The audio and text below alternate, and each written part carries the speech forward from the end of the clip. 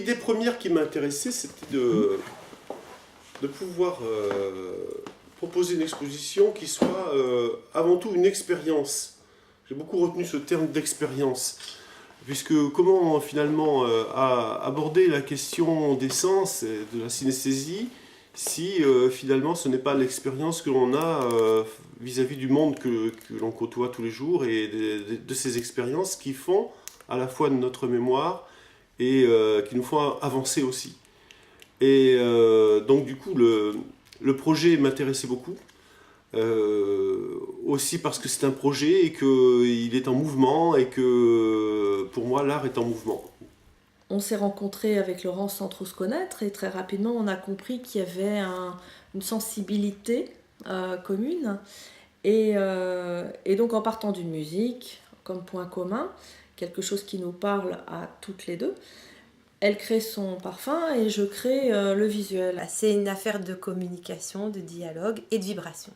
Et alors ce qui est très intéressant après ça, c'est qu'on se rend compte qu'on est dans un monde super subjectif, c'est-à-dire c'est quand même mon vécu de la musique que je mets en peinture et les émotions qu'elle ressent, qu'elle met en odeur, et que finalement il y a comme une universalité qui ressort quand même. Eh bien, on a constaté que cet ensemble finalement d'afférences sensorielles touchait à quelque chose de profondément humain. Et depuis, le dialogue des sens, plus qu'une recherche sur l'odeur en soi, pour moi, c'est devenu une recherche sur qu'est-ce que l'être humain, qu'est-ce que c'est que être en vie. Et moi, personnellement, en tant que scientifique, ça m'a amené à me poser la question, justement, grâce à ce chemin dans l'art, mais est-ce qu'on n'est pas, en fait, en train de toucher à quelque chose où on peut aider les gens ? Donc ça a été un processus donc de création à plusieurs d'emblée, hein, et on est vraiment dans un art collectif. Et ça aussi, c'est intéressant. Alors, c'est le cas de beaucoup de processus artistiques, mais là, c'est affirmé d'emblée, c'est affirmé dans la structure même du projet.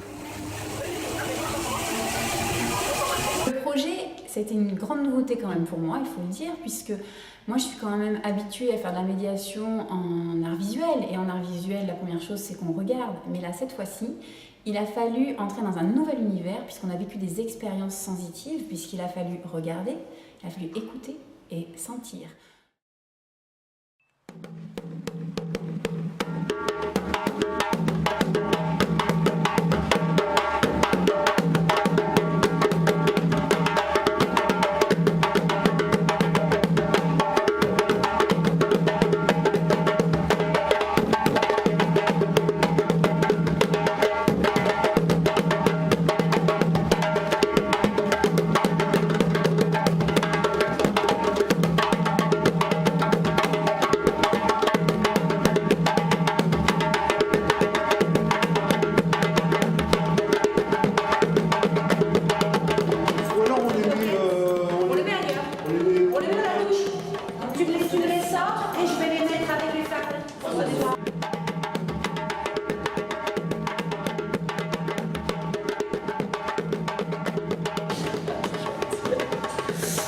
Bon, mais c'est bien.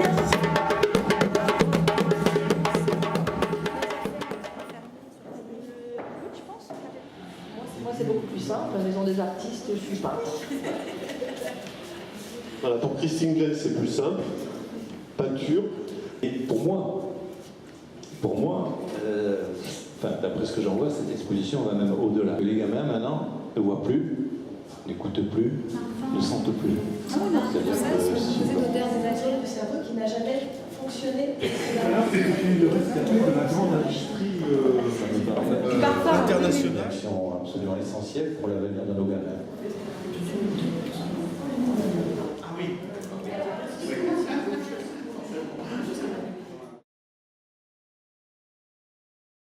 Être artiste, pour moi, c'est accepter d'aller dans l'inconnu et d'être surpris par ce qui surgit. Et je pense d'ailleurs que Christine joue ce jeu-là aussi, et que c'est ce qui fait la force du dialogue des sens. La vocation de dialogue des sens, c'est d'introduire chacun à cette chose qu'il a à pratiquer au quotidien, qui est le lien entre ces trois sens. Om Le parcours artistique dans Dialogue d'essence qui consiste à partir d'une musique et de ne pas la penser mais de la ressentir et directement d'exprimer via cette technicité qui est, voilà, que l'on a quelque chose dont on ne sait pas ce qui va jaillir. Voilà, pour moi, ça c'est l'acte artistique. Om Namah Chandikayai Markandeya Uvacha. Une sorte de composition, de création.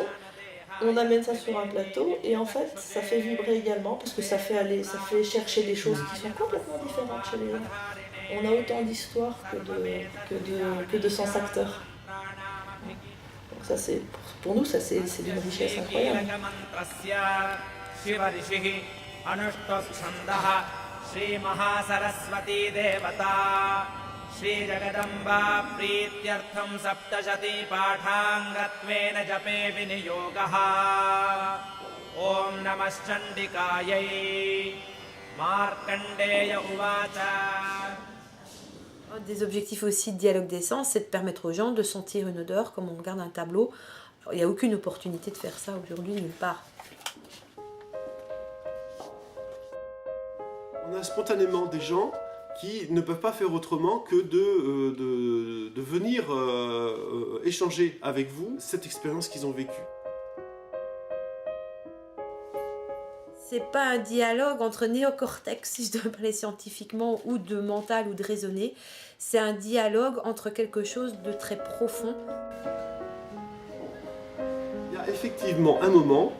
C'est jamais le même tableau, c'est jamais la même odeur, mais il y a un moment où la correspondance, elle marche.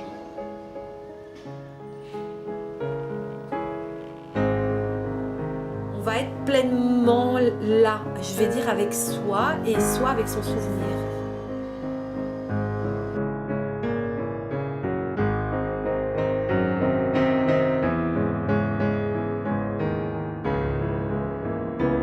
Ce qui est fabuleux, c'est que quand l'expérience marche, les gens viennent vous en parler avec le cœur. Ah ouais, c'est quelque chose de très... Oui, qui les touche beaucoup, très intime, même un peu charnel quelque part aussi, qui est vraiment du domaine de l'émotion. Le pari, justement, est là et réussi.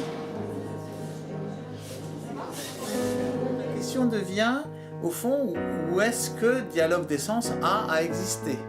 Ben partout. Parce que Dialogue d'essence, ça parle à tout le monde.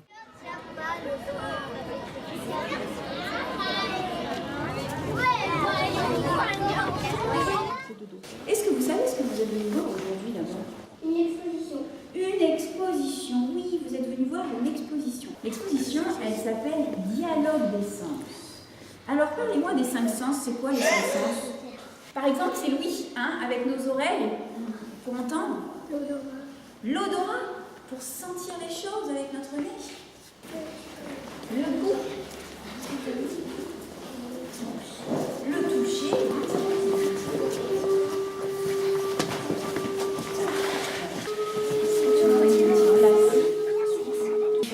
Il n'y a pas de réponse juste ou de réponse fausse quand on va regarder, quand je vais vous poser des questions.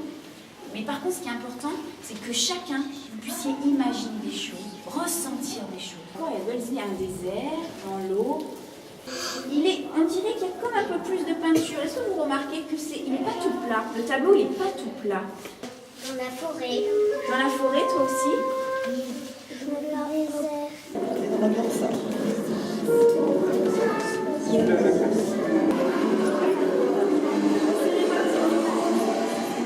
C'est une bande-son, voilà, qui a été créée par Christine et qui est une bande très crissante au départ, puisque c'est la rame du métro qui crisse. Donc fatalement, le premier mot qui vient, c'est métallique. Ça sent mauvais. Donc c'est d'abord une expérience désagréable, d'inconfort. Cet inconfort, il va se traduire, voilà, par des molécules, des oxydes. Les molécules oxydes, elles sont justement très métalliques, elles sont assez noires. Donc il y a la couleur aussi qui se mélange dans la création. J'imagine des pneus, ça me génère l'odeur de caoutchouc brûlé. et puis ces gens, l'odeur de transpiration, du coup me vient la molécule d'aldron, éventuellement de cumin.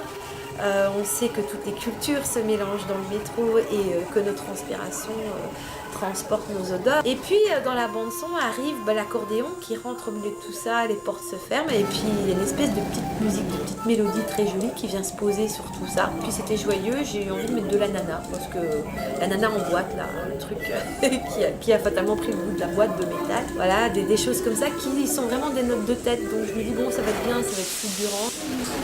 On est au forum là et on est avec une classe et avec Céline. Et c'est absolument fabuleux. Il y a des très très belles choses qui sortent. C'est super. Tu vois, par exemple, pour le métro parisien, ils nous ont dit que c'était un parfum pollué.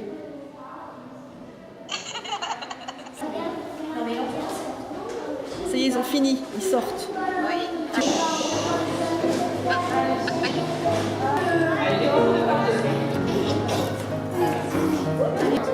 On peut dire au revoir aussi, merci à Christine.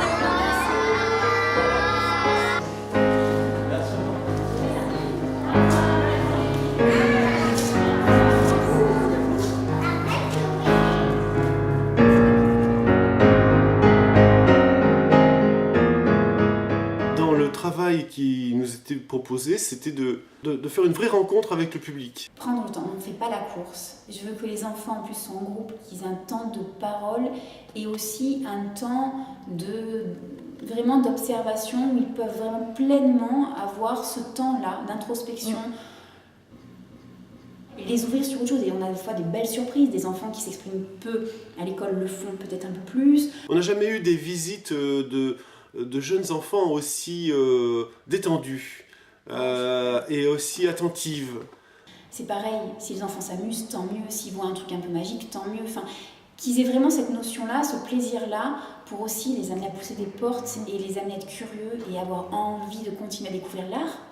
Une œuvre, c'est pas un objet, c'est vraiment une histoire. Comment, petit à petit, en faisant les œuvres, mais aussi en les présentant, en réfléchissant obligatoirement autour de tout ça, un tout petit peu entrevoir qu'est-ce qu'on fabrique, comment les autres le reçoivent, comment s'inscrit tout un trajet. Il faut se laisser aller. Je crois que le credo, c'est ça. Cette exposition, il faudrait pouvoir laisser derrière soi toute la vie quotidienne et avec cette expérience, qui est une expérience humaine.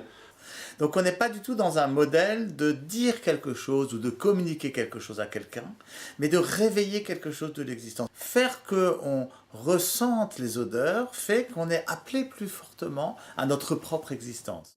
Cette exposition est tellement atypique qu'on pourrait la découvrir dans des lieux plus atypiques et des lieux qui soient peut-être, entre parenthèses, plus sereins pour la découvrir. C'est-à-dire où on se dise « là je me lâche vraiment ». Comme quand on arrive dans un endroit qui pour nous va être très agréable, où on va trouver les fauteuils très agréables, où on va trouver l'environnement très agréable, au-delà de l'ambiance, quelque chose qui déjà va vous rendre apte à recevoir cette expérience-là.